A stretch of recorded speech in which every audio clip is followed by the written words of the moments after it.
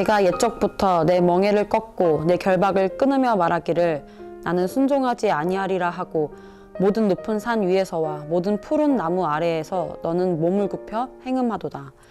내가 너를 순전한 참 종자 곧 귀한 포도나무로 심었거늘 내게 대하여 이방 포도나무의 악한 가지가 됨은 어찌 됨이냐.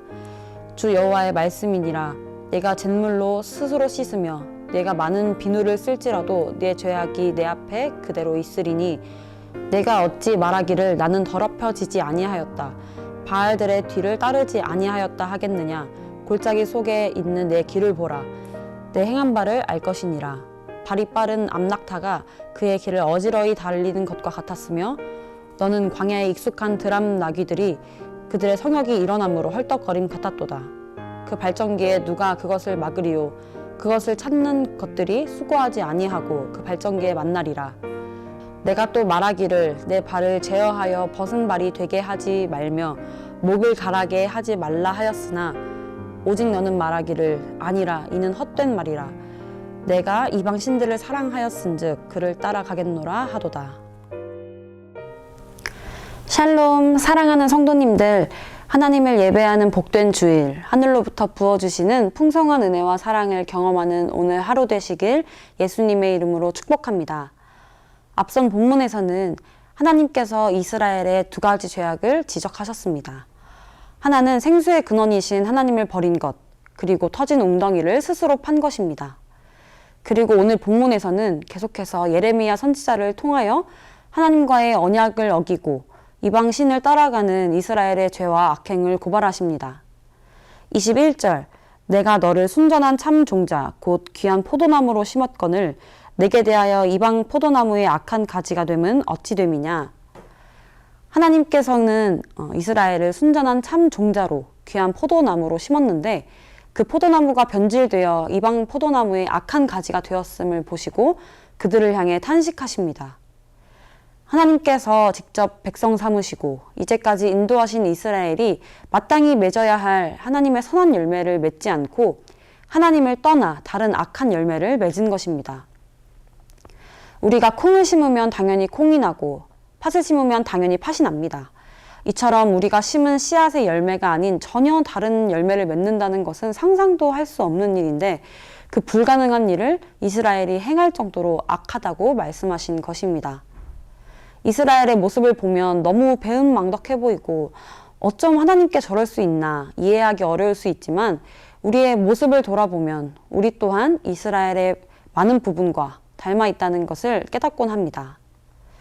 하나님께서는 이스라엘과 같이 우리를 친히 하나님의 자녀로 삼아 주셨습니다. 먼저 우리를 아시고 사랑해 주셨습니다.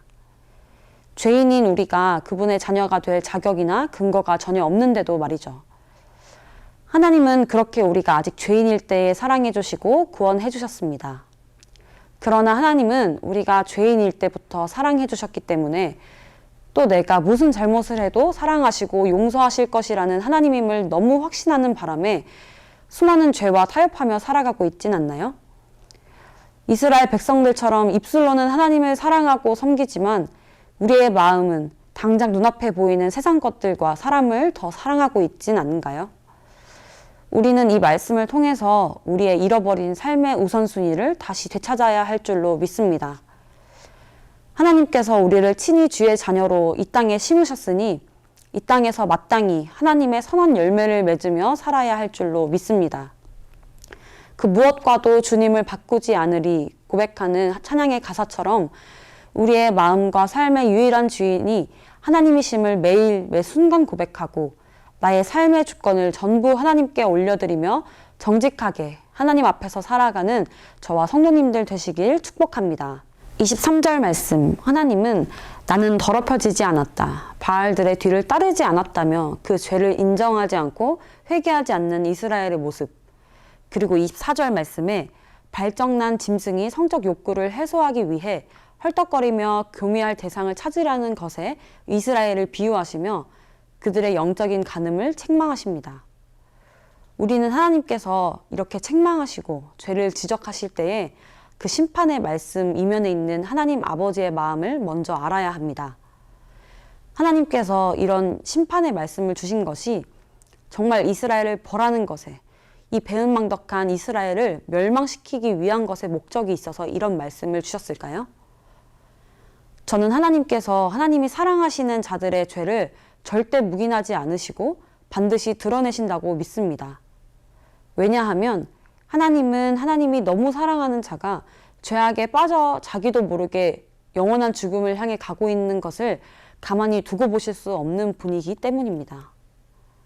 사랑하는 자녀가 악한 길로 갈 때에 가만히 내버려 두지 못하고 적극적으로 그 길을 막는 부모의 마음과 동일한 것이죠.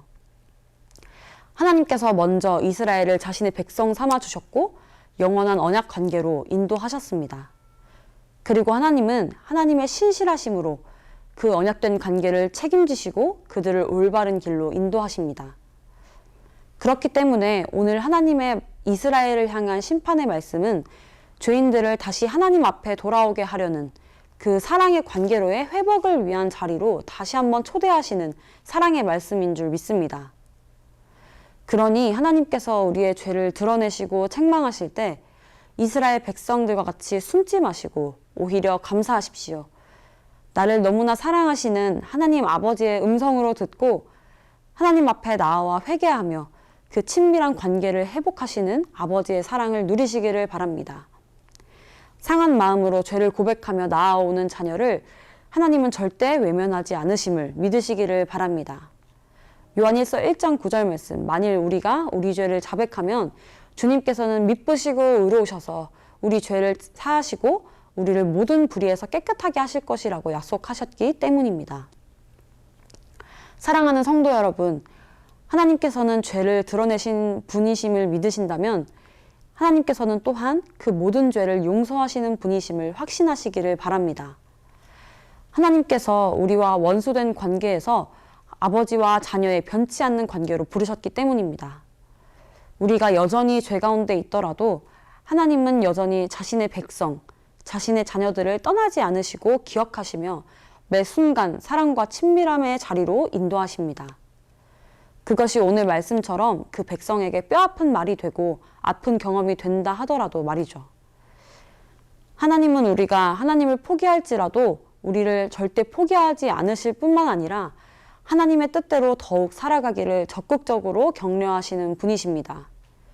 죄의 자리에 있을 때 아버지의 사랑을 기억하며 하나님께 나아가는 것을 주저하지 마시고 또한 그럼에도 주의 뜻대로 살아가고자 하는 마음을 포기하지 마시길 축복합니다.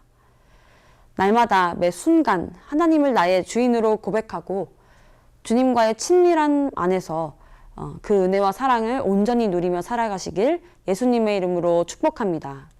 기도하겠습니다. 하나님, 하나님만이 우리의 유일한 예배의 대상, 사랑의 대상 되심을 이 시간 고백합니다. 그럼에도 아직 하나님께 내어드리지 못하는 우리 삶의 영역들, 하나님보다 다른 것을 더 신뢰하고 의지하던 죄의 습관들, 죄와 타협하던 그 모습들을 다 내어놓고 오직 하나님만 나의 주인 삼아서 하나님 앞에서 정직하고 진실된 삶을 살아갈 수 있도록 인도하여 주시옵소서. 그 어느 것보다, 그 누구보다 하나님 한 분만 더 깊이 사랑하도록 성령 하나님 도와주시옵소서. 예수님의 이름으로 기도드립니다. 아멘.